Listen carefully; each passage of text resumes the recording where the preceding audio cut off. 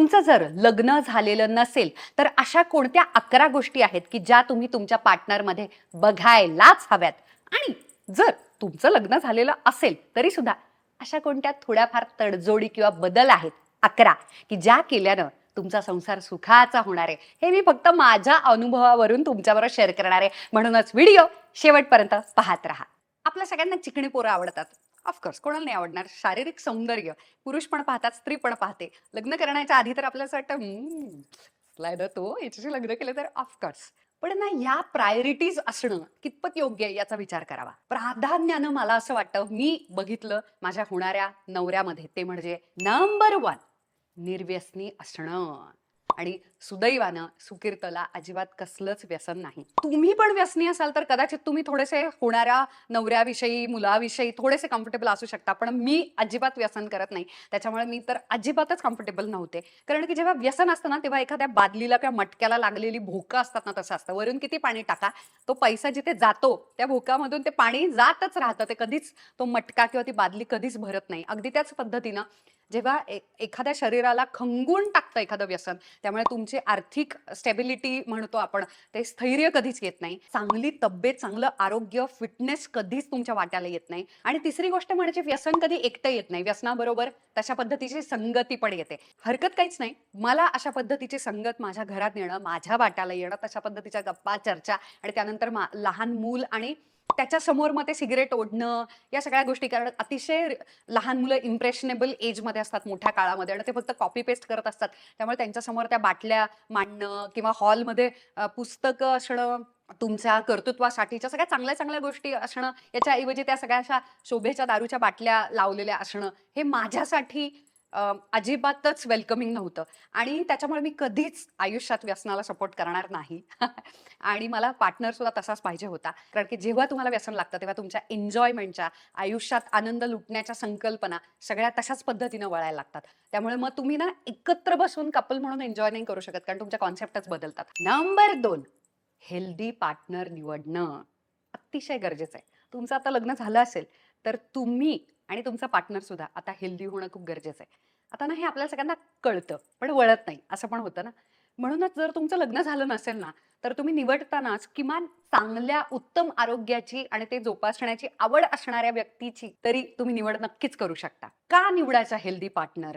Health, आपल्या शारीरिक आरोग्याचा संबंध डायरेक्ट आपल्या मानसिक आरोग्याशी आहे. त्याच्यामुळे कुणीतरी खूप उत्तम पॅशनेटली सायकल चालवतं, स्विमिंग करतं, कुठल्या तरी चांगल्या खेळाची आवड आहे, जिमिंग आवडत असेल किंवा योगा आवडतं, अशी लोक तुम्हाला पार्टनर म्हणून सुद्धा खूप चांगली संगत आयुष्यभर देणार. म्हणजे तुम्ही आळशी असाल तर तुम्हाला प्रोत्साहन देणार की बाई काय खातेस तू किंवा कसा व्यायाम करतेस. त्याच्यामुळे ना, आपण एकमेकांना आयुष्यभर अपलिफ्ट करत राहतो. त्याचं कारण असं, तुम्हाला अतिशय आरोग्यदायी चांगला पार्टनर, हेल्दी पार्टनर मिळालेला आहे. त्याच्यामुळे ना, जर तुम्ही अरेंज मॅरेज सुद्धा करत असाल आणि तुम्हाला जर डाऊट आला, तर मला खरंच असं वाटतं की तुमच्या HIV पासून तुमच्या सगळ्या सर्टिफिकेट्स तुमच्याकडे असले पाहिजेत आणि तुम्ही ते चेक करायला पाहिजेत. आणि त्याच्यात काहीच गैर नाही. म्हणजे समोरच्यानं तुम्हाला मागितले तरी तुम्हाला काहीच, तुम्हाला जर उत्तम आरोग्य आहे तर त्याचं सर्टिफिकेट दाखवणं आणि त्याच्यात समोरच्याचा राग येणं, याच्यात काहीच कारण नाही, बरोबर?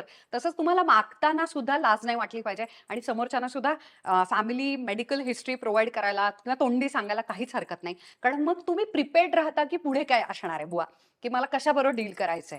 त्याच्यामुळे माझ्या मते उत्तम आरोग्य बघणं खूप गरजेचं आहे, ना की फक्त लुक्स लुक्स लुक्स. नंबर 3, लग्न करताना काय पाहावं? जात पात बघावी की नाही, हा तुमचा वैयक्तिक प्रश्न आहे. पण कल्चर, तुमची संस्कृती मात्र 100% जुळायला हवी. त्याचं कारण असं, जेव्हा 2 घरांमधलं कल्चर जुळतं ना, जगण्याची पद्धती, जीवनशैली जेव्हा जुळते, तेव्हा स्त्रीला आणि पुरुषाला पण जे ट्रान्झिशन आहे, म्हणजे लग्नाच्या आधीचं आयुष्य आणि वैवाहिक आयुष्य, याच्यामध्ये ना प्रॉब्लेम नाही होत, खूप स्ट्रगल नाही करावं लागत. ते ट्रान्झिशन खूप स्मूथ होतं. बऱ्याचदा जात पण वेगळी असू शकते. माझंच उदाहरण घ्या ना, माझा आंतरजातीय विवाह झालेला आहे. पण आमच्या दोन्ही घरांमधली संस्कृती, कल्चर, क्लास किंवा जगण्याची पद्धती ही इतकी सारखी आहे आणि अगदी फार थोडे बहुत जे बदल आहेत ते अतिशय पटकन मला स्वीकारण्याजोगे आहेत किंवा सुकीर्तला पण स्वीकारण्याजोगे आहेत. आणि त्याच्यामुळे ते ट्रान्झिशन खूप सोपं गेलं. खाण्यापिण्याच्या पद्धती लक्षात घ्या तुम्ही, व्हेज नॉनव्हेज हा अतिशय वैयक्तिक मुद्दा आहे आणि याच्यामध्ये काही चांगलं आणि वाईट याच्यात आता आपण पडायला नको. पण स्त्रीला आणि पुरुषाला पण नंतर ते खूप जड जातं आणि त्यानं खूप भांडणं झालेली मी स्वतः बघितलेली आहेत. कारण की वेडिंग सेरेमनी खूप छान होते, लग्न सोहळा पण नंतरचं जे संसार आहे, नंतरचं जे आयुष्य आहे, एव्हरीडे जी गोष्ट तुम्हाला करायची आहे, ती म्हणजे तुमचे कपडे, उठण्या झोपण्याची पद्धती, स्वच्छता, घरामध्ये काय गोष्टी पाळल्या जातात. इव्हन देवपूजा करण्याची, देवाचा भक्ती मार्ग आपण ज्याला म्हणतो, त्या गोष्टी कशा पाळल्या जातात. उपास, तापास, सद्गुरू असतील किंवा कोणती फिलॉसॉफी आहे, कुठल्या कशा पद्धतीचं ऍप्लिकेशन केलं जातं परमार्थाचं संसारामध्ये. या सगळ्या गोष्टी आधी बघितल्या पाहिजेत. ना की फक्त जात, जात, जात किंवा ओ माय गॉड अशाच ह्याच्यामधून ते आलेले पाहिजेत, हेच नातेवाईक पाहिजेत, हेच आडनाव पाहिजेत. माझ्या मते ही तुमची प्रायोरिटी नसली पाहिजे. त्याच्याऐवजी तुमची ही प्रायोरिटी असली पाहिजे, की त्या घरातली संस्कृती कशी आहे. माझ्या घरातल्या संस्कृतीच्या जवळपास जाणारी असेल, तर त्याला आणि मला हा बदल स्वीकारणं सोपं जाणार आहे. नंबर 4, आवडी-निवडी जुळायला हव्यात. हे असं अगदी पेपरमध्ये वगैरे देतात तसं आणि खूप क्लिशे वाक्य वाटतं. कारण आपल्याला कळतच नाही नक्की आवडी-निवडी बघायच्या म्हणजे काय आणि त्या जुळल्या पाहिजेत म्हणजे काय. इव्हन आपण तुझी काय हॉबी आहे, कोणते छंद आहेत तुला वगैरे हे जे क्लिशे प्रश्न आहेत, हे आता आपण विचारणं पण बंद झालेलं आहे. कारण प्रत्येकाला काय आवडतं सोशल मीडिया आणि काहीतरी वेब सीरीज आणि हेच. आपलं नक्की हॉबीज सुद्धा कोणत्या आहेत किंवा आपण ते करायला वेळ तरी आहे का कोणाला? याचा पण आता प्रश्न मला पडायला लागला. इतका स्क्रीन टाईम वाढलेला आहे दुर्दैवानं. पण आता हे का जुळायला हवं? आणि जर जुळायला पाहिजे तर ते कसं जुळायला पाहिजे? आणि नक्की काय बघायचं असतं? आता उदाहरण सांगते तुम्हाला. आपल्या जेव्हा आवडी-निवडी म्हणजे आयुष्य फक्त काम करणे, स्वतःचं आरोग्य सांभाळणे किंवा संसार करणे हे सोडूनही ज्या आनंद उपभोगणे, एन्जॉय करणे याच्या संकल्पना जर जुळल्या नाहीत, तर तुम्ही पुढे जाऊनही एकत्र कधीच टाईम स्पेंड करणार नाही. नवरा-बायकोच्या पुढे जाऊन कपलचं एकही अशी ॲक्टिव्हिटी नसेल ना, की जे तुम्ही एकत्र करता आणि ते तुम्ही एकत्र एन्जॉय करता. तर आहे ना पुढे जाऊन बाळानंतर सुद्धा, वय वाढल्यानंतर सुद्धा, सगळं तुमचे शारीरिक आकर्षण संपल्यानंतर सुद्धा, एकमेकांची भांडणं, उणी-धुणी सगळं काढल्यानंतर सुद्धा, वय वाढल्यानंतर सुद्धा जर काही उरतं, तर तुम्हाला एकत्र बसून मला हिच्याबरोबर टाईम स्पेंड करायला लई आवडतो किंवा ह्याच्याबरोबर मला बसलं ना, की आहाहा! हा माझा माणूस आहे. हे जे असतं ना, हे जे उरतं किंवा हे जे मिळतं, हे पहिल्यापासून थोड्या तरी सारख्या आवडी-निवडी, सारखा स्वभाव किंवा सारख्या एन्जॉयमेंटच्या संकल्पना असतील, तरच हे जुळतं बरं का. तुमच्या सेन्सिबिलिटीज मॅच व्हायला हव्यात. त्यामुळे तुम्हाला जर पिक्चर आवडत असेल, तर लक्षात घ्या, तुम्ही पिक्चरला घेऊन जा. हरकत नाही, आधी तिच्या किंवा त्याच्या आवडीचा पिक्चर बघा. तुमच्या पण आवडीचा कधीतरी दाखवा आणि रिएक्शन बघा. Spend time with each other. म्हणून एकमेकांबरोबर थोडासा वेळ घालवणं काय गरजेचं आहे. पब्लिक प्लेसवरती असं नाही की तुम्हाला काही करायचंय. पण तुम्ही एकत्र तुम्हाला ज्या आवडतात गोष्टी त्या ॲक्चुअल लिव्हिंग, ॲक्चुअल ॲक्टिव्हिटीज करा त्यांच्याबरोबर आणि त्यांच्या रिएक्शन्स बघा की त्यांना काय आवडत आहे. तसंच फूडचं पण आहे. कदाचित तिला किंवा त्याला खूप वेगळ्या पद्धतीचं खाणं आवडत असेल, तुम्हाला वेगळ्या पद्धतीचं आवडत असेल. हरकत नाही. एकमेकांना इंट्रोड्यूस करा. यानं ना मॅच्युरिटी पण कळते. या सगळ्या गोष्टी बघणं खूप गरजेचं आहे. कारण यानं तुमचा रोजचा बोरिंग दिवस सुद्धा खूप आनंदाचा जाणार आहे. नंबर 5, घरच्यांचा स्वभाव. खूप, खूप, खूप गरजेचं आहे. म्हणून मला तर असं वाटतं, जसं तुम्ही तुमच्या होणाऱ्या पार्टनर बरोबर अरेंज मॅरेज असेल, लव्ह मॅरेज असेल, जसा टाईम स्पेंड करता. लव्ह मॅरेजमध्ये तर असं वाटतं सतत बरोबर राहावं. पण अरेंज मॅरेजमध्ये सुद्धा आपण म्हणतो भेटूयात, बोलूयात, कॉफी पिऊयात. अगदी त्याच पद्धतीनं त्यांच्या घरी सुद्धा जायला पाहिजे. त्यांच्या घरच्यांबरोबर पण टाईम स्पेंड करायला पाहिजे. त्यांनी पण तुम्हाला ओळखायला हवं. हा वेळ देणं खूप गरजेचं आहे. माझ्या मते त्याचं कारण असं, लग्न भले तुमचं न्यूक्लिअर फॅमिली जरी असली तरी कुटुंबाचं होतं. फक्त एक मुलगी आणि एक मुलगा असं होत नाही लग्न कधीच. कधीतरी क्षणांना का होईना, वीकेंड्सना का होईना, आयुष्यामध्ये महत्त्वाच्या प्रसंगांना तुम्हाला त्यांच्या एकमेकांच्या कुटुंबाबरोबर वेळ घालवावा लागणार आहे. आणि तो आनंदाचा जावा, सुकर जावा, सोपा जावा. म्हणजे याचा अर्थ तुमचे सतत गळ्यात गळे आणि अतिशय घष्टक मैत्रीच असेल असं नाही. तरी सुद्धा ना तुम्ही त्यांच्याबरोबर बसू शकता, तुम्ही त्यांच्याबरोबर बोलू शकता, तुम्ही त्यांच्याबरोबर गप्पा मारू शकता आणि त्या सगळ्यांचे स्वभाव खूप चांगले आहेत. यानं तुम्ही लक्षात घ्या, तुमची सासूबरोबर जेव्हा तुम्ही गप्पा मारू शकता ना, तुमची थोडी का होईना मैत्री होते, जरी जनरेशन गॅप असली तरी. याच्याहून गोड काय आहे असू शकतं ना, लक्षात घ्या तुम्ही. कारण की तुमचा होणारा नवरा त्याला सगळ्यात जास्त आनंद वाटणार आहे, जेव्हा त्याच्या प्रेमाच्या व्यक्तींबरोबर त्याच्या दुसऱ्या प्रेमाच्या व्यक्ती म्हणजे तुम्ही, त्यांचं खूप छान जुळतंय. तो त्या पिक्चरमध्ये नसताना सुद्धा सगळे एकमेकांवरती खूप प्रेम करतात, सगळे एकमेकांना सुखी करण्याचा प्रयत्न करतात. ही किती गोड सिच्युएशन आहे आणि ही आयडियल नाहीये, ही होऊ शकते. म्हणूनच मला नंतर लोक खूप कौतुक करतात, की सुकीर्त वगैरे. सुकीर्तच्या घरचे गुमास्ते फॅमिली इतकी गोड आहे, इतके स्वभावाने सगळे चांगले आहेत आणि अतिशय ॲडजस्टेबल आणि स्वीकारणारे आहेत. म्हणूनच तर फिल्म इंडस्ट्रीतली उर्मिला, अभिनय करणारी उर्मिला, स्ट्रगलमधून जाणारी उर्मिला, मध्ये-मध्ये अजिबात काम नसणारी अनएम्प्लॉईड उर्मिला, वेगवेगळे कपडे घालणारी, स्वतःची मतं असणारी, अशी वेगवेगळ्या पद्धतीची रूपं असणारी उर्मिला त्यांना स्वीकारता आली. कारण त्या सगळ्यांचे स्वभाव आणि राहण्या खाण्याची सगळी पद्धती संस्कृती खूप छान आहे आणि हे बघणं खूप गरजेचं आहे. नंबर 6, स्त्री पुरुष समानतेवरती विश्वास असणारा मुलगा तुम्हाला आयुष्यभर सुखी ठेवेल. आणि हे मी अनुभवातून सांगते आणि I am so proud of Sukirt या बाबतीमध्ये. कशा कशामध्ये समान संधी बुवा, तर निवड करण्याची पण संधी, म्हणजे घर सांभाळताना समान संधी, बाळ सांभाळायचंय त्याचं संगोपन करायचंय समान संधी, पैसे कमवायचे बाहेर जाऊन समान संधी, जॉब अपॉर्च्युनिटीज, काय बिझनेस एंटरप्रेनरशिप समान संधी. सगळीकडे जिथे जिथे रिस्पॉन्सिबिलिटीज येतात आणि आनंद पण येतोय, म्हणजे एन्जॉय पण करायचंय, जबाबदारी पण आहे, सगळीकडे समान संधी वरती विश्वास असणं. मग त्याच्यामध्ये जेंडर कुठून आलं ना, आपल्या जेंडर प्रमाणे स्त्री आणि पुरुषाच्या स्ट्रेंथ आणि विकनेसेस ह्या नेहमी वेगळ्याच येणार आहेत. शारीरिक ताकद वगैरे सगळ्या गोष्टींमध्ये नेहमी बदल असणार आहेत. पण पुन्हा एकदा निवड करण्याची, चॉईस करण्याची संधी देणं, तिला सुद्धा चॉईस आहे. कुठल्याही कामाला जेंडर नाहीये हे लक्षात घेणं, यालाच तर समानता म्हणतात. आणि सद्गुरू वामनराव इतकं छान सांगतात ना, की स्त्री मुक्ती न करता स्त्री स्त्री शक्ती म्हणूयात किंवा स्त्री समानतेकडे आपण जायला पाहिजे. मुक्ती कशाला पाहिजे मुळात. म्हणून मी प्रचंड सुखात आहे आणि म्हणूनच ही माझी एवढी सगळी प्रगती होती. नंबर 7, पुढे काय होणार आहे, करिअरमध्ये काय करायचंय याच्याविषयी न बोलणे याच्याहून मोठी चूक असू शकत नाही. पुढे जाऊन मला परदेशात सेटल व्हायला आवडेल, बोला, एकमेकांशी बोला. नाही आवडणार, मला भारतातच राहायला आवडतं, तरी चालेल, तेही बोला. मी सुकीर्तला डायरेक्ट विचारलेलं की तू पुढच्या 5 वर्षात स्वतःला कुठे पाहतो, कारण तुमचे गोल्स आणि त्या व्यक्तीचे गोल्स हे मॅच व्हायला पाहिजेत, नाहीतर कसं होणार. मी खूप वेळा नंतर लग्न तुटताना बघितलेली आहेत. स्पेशली करिअरमध्ये मोठी मोठी संधी येते आणि एकाची प्रगती होते, दुसरा स्टेबल असतो, किंवा दुसऱ्याचं उलट थोडीशी अधोगती व्हायला लागते आणि एकाचीच फक्त प्रगती होते. या सगळ्या काळामध्ये भरपूर डिवोर्सेस होतात. त्याचं कारण असं, हे कधी बोललंच गेलेलं नसतं की आपल्याला लोकेशन पण फॉर एक्झाम्पल बदलावं लागेल. म्हणजे मला जेव्हा खूप जास्त संधी मिळायला लागली आणि मला लक्षात आलं की मला नाही लॉंग डिस्टन्स राहायचं, तेव्हा माझ्यासाठी सुकीर्तनं पुणे सोडलं आणि तो मुंबईला आला. जेव्हा सुकीर्तला खूप उत्तम संधी आली, आमचं घर आणि स्टेबिलिटी आणि सगळ्या गोष्टी, की आता खूप छान लाईफस्टाईल आपली पुण्यामध्ये होऊ शकते, गोष्टी पुण्यामधून ऑपरेट होऊ शकतात त्याच्या करिअरच्या वगैरे सुद्धा, तेव्हा मी मुंबई सोडून पुण्यामध्ये आले. एकमेकांच्यासाठी आपण जागा पण बदलू शकतो का हे पण बोलायला पाहिजे, कारण की हे न बोलल्यानं नंतर खूप भांडणं झालेली मी बघितलेली आहे. Number 8, financial stability. आर्थिक स्थैर्य असणं गरजेचं आहे आणि ते आहे का बघणं, याच्यात कसलाच कमीपणा किंवा तुम्ही किती स्वार्थी आहात असं अजिबात समजून घेण्याची गरज नाही. याचं कारण असं, हे खाताना याचं सोंग करता येते, लक्षात घ्या तुम्ही. असं आपण प्रेमामध्ये कालवून प्रेमाला चटणी लावून आपण खाऊयात असं नसतं. फायनान्शियल स्टेबिलिटी स्त्रियांची आणि पुरुषांची, किंवा लग्न करण्याच्या आधीच जर तुम्हाला बघायचं असेल की तुम्हाला कोणत्या घरात तुम्ही जाणार आहात, तुम्हाला तुमच्या वाट्याला कोणते स्ट्रगल्स किंवा कोणते प्रिव्हिलेजेस वाढून ठेवलेले आहेत, हे पुढे जाऊन भांडणं करण्यापेक्षा आत्ता तुमच्यामध्ये चर्चा होणं प्रचंड गरजेचं आहे. त्यामुळे हा मुद्दा बघितलाच पाहिजे. दुसरी पण बाजू सांगते पण याच्यामध्ये, म्हणजे काय, पुरुषांना स्त्रीला पगार असणं आणि मला करिअरवाली मुलगी पाहिजे हे असं अशी मागणी करणं याच्यामध्ये अजिबात गैर नाही. स्त्रीना सुद्धा की मला साधारण माझी लग्नापूर्वी अशी लाईफस्टाईल होती, त्याच्यामुळे मला साधारण तशाच क्लासमधला तशाच लाईफस्टाईल मेंटेन करणारा मुलगा जर असेल तर बरं होईल, तर मी सुखी राहू शकेन, नाहीतर भांडण होतील, याची पण मागणी करणं याच्यातही काहीच गैर नाही.